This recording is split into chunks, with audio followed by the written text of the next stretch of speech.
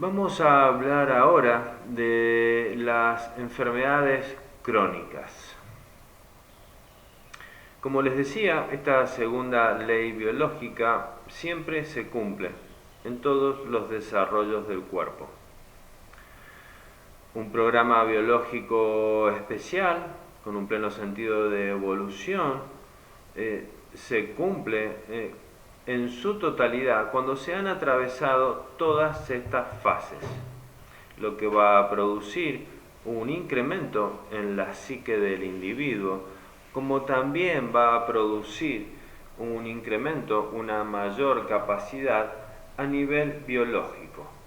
Y luego de atravesado todo esto, queda una pequeña cicatriz, una pequeña marca a nivel del cerebro donde se encontraba ese bioshock, ese shock vibratorio que en un principio durante la fase activa se observaba como anillos concéntricos y que durante la fase de reparación se rellenó de líquido.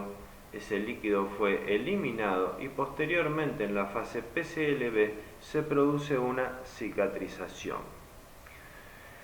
Cuando hablamos de cronicidad o de enfermedades crónicas, o también a veces denominadas en recidiva, estamos hablando que el programa biológico especial no se completa. Es decir, el individuo tiene el DHS, ingresa en la fase activa, soluciona el conflicto de manera inconsciente, es decir, sin darse cuenta, lo soluciona, y es acá donde entra en la fase de exudación, esa fase de inflamación, de hinchazón, de edema, de picazón, de mucosidad, prurito, y al llegar a la crisis epileptoide, ese pico simpático-tónico pega ese salto, no pone en juego, no sabe cómo poner en juego, no ha incrementado sus capacidades, ¿sí? O ha interrumpido este programa biológico, razón por lo que vuelve a caer en fase activa. Es acá donde se produce una enfermedad crónica.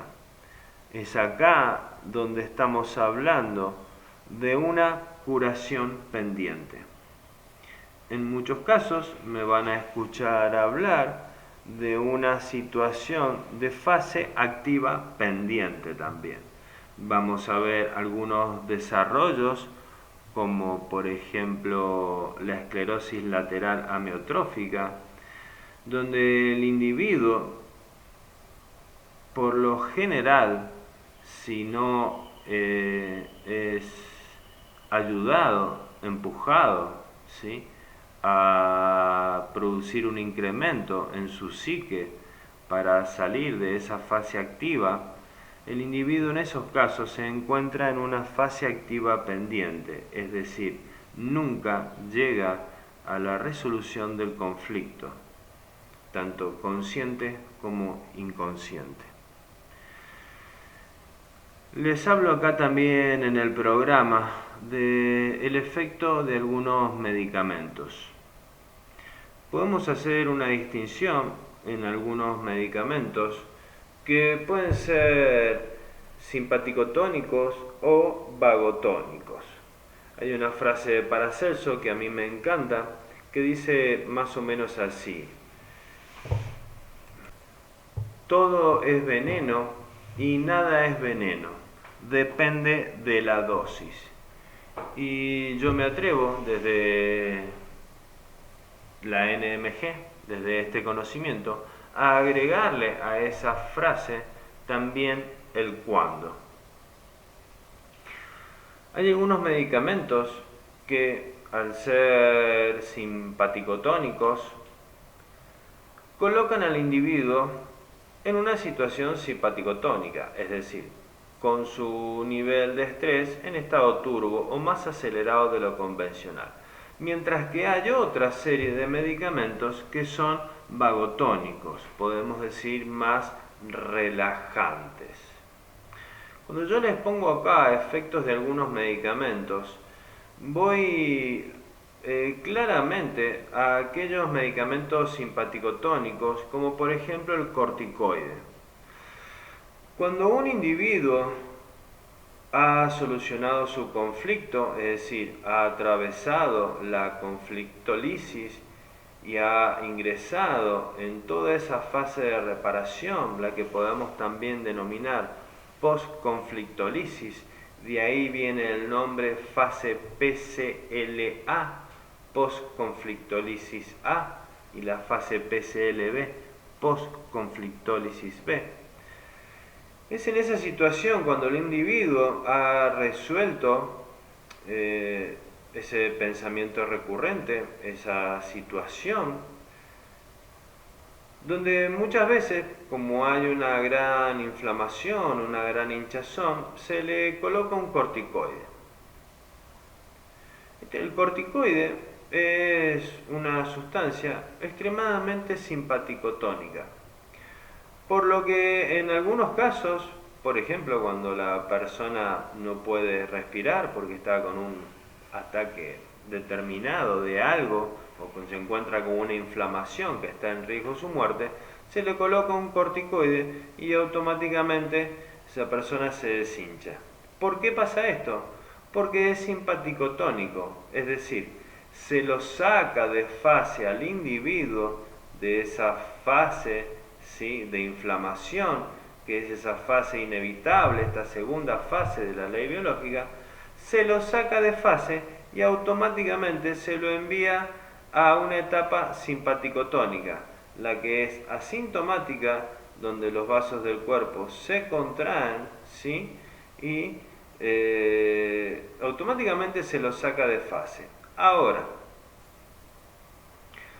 estos productos simpaticotónicos como el corticoide, hay un claro ejemplo de que muchas veces las personas toman corticoides de manera continuada y empiezan a aumentar de tamaño. Ese aumento de tamaño van a poder observar que en la mayoría de los casos es netamente líquido. ¿Por qué pasa esto? Porque durante la fase activa dijimos que todos los vasos del cuerpo se contraen. Es donde también se contraen los túbulos colectores del riñón, por ejemplo, donde se contraen también los vasos y por la razón por la que las manos y los pies están fríos. Pero esa contracción de los túbulos colectores del riñón lleva al individuo a que orine menos que antes, es decir, los túbulos colectores del riñón están contraídos por esa sustancia simpaticotónica. Y es acá donde se empieza a producir una retención de líquido.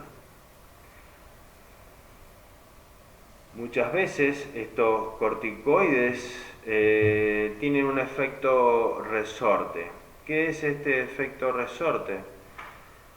Que cuando se entregan de manera indiscriminada, cuando una persona se encuentra en un bucle cerrado, en una recidiva, en una fase de curación pendiente, es acá donde se va a resolver de manera momentánea ese programa biológico, es decir, se van a eliminar los síntomas porque el individuo es sacado de fase.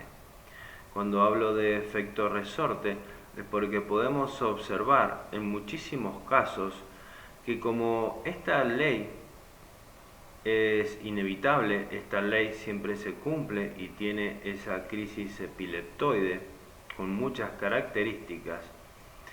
Cuando el individuo es sacado de fase, luego sí o sí, de manera inevitable, debe completar este ciclo biológico y la fase PCLA es extremadamente fuerte, por eso hablo de un efecto resorte. Y es al mismo tiempo extremadamente fuerte la crisis epileptoide. Vamos a ver en algún momento las características de esta crisis epileptoide. Acá es cuando, desde mi punto de vista particular, se lo puede acompañar al individuo durante esta fase de reparación, donde se siente dolor, hinchazón, edema. Pero una cosa es acompañar y otra cosa es interrumpir. Una de las consecuencias de interrumpir estos procesos biológicos especiales con un pleno sentido de evolución, por un lado vamos a observar que se evita un incremento a nivel de la psique del individuo y a nivel biológico, como siempre se debe cumplir esta ley biológica. Es acá donde se interrumpen estos procesos biológicos, son mal interpretados estos procesos biológicos y muchas veces la persona pasa absolutamente toda su vida tras una medicación todos los meses, pensando siempre de la misma manera. Ahí está donde no se produce el incremento. Y siendo, podemos decir, esclavos de un sistema que no permite la evolución tanto psíquica como biológica del individuo. Otros efectos de algunos medicamentos y esas consecuencias de interrumpir la enfermedad por una mala interpretación del funcionamiento del cuerpo sucede con la morfina y sus derivados. El Dr. Hammer explica y aclara que la morfina es una de las pocas sustancias que tiene la capacidad de inhibir, de paralizar musculaturas lisas del cuerpo.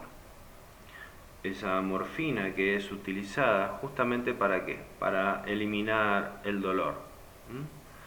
Es como que el dolor está mal visto.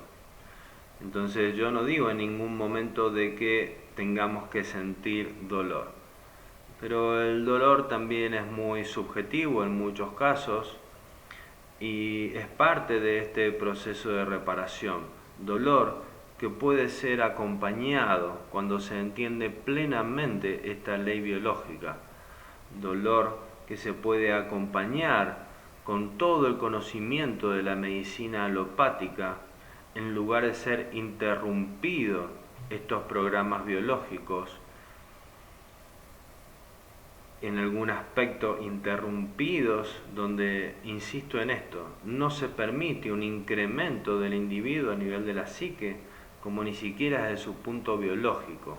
Estas interrupciones que en muchos casos conducen a la muerte. Y finalizando con estos efectos de algunos medicamentos y las consecuencias de interrumpir la enfermedad, y que en el próximo video vamos a hablar de enfermedades frías y calientes, que son parte de una misma historia. Quiero dejar en claro acá que no estoy hablando mal de los corticoides, no estoy hablando mal de los remedios simpaticotónicos o vagotónicos, ¿sí? Estoy hablando acá de la posibilidad de entender esta segunda ley biológica inherente a la naturaleza, que siempre existió y que hoy tenemos posibilidad de observarla, de entenderla, para así acompañar al individuo en el transcurso de estos programas biológicos hasta lograr la finalización. También quiero dejar en claro acá, terminando esta etapa, que toda la información que estoy brindando está disponible al acceso de todas las personas y la única intención es brindar información para que cada individuo pueda hacer su propio criterio al respecto. En ningún momento estas explicaciones intentan sustituir un diagnóstico médico o un consejo médico profesional. Tampoco intenta sustituir ninguna prescripción médica. Solo se está brindando una información apelando a la capacidad de cada individuo para discernir sobre la misma.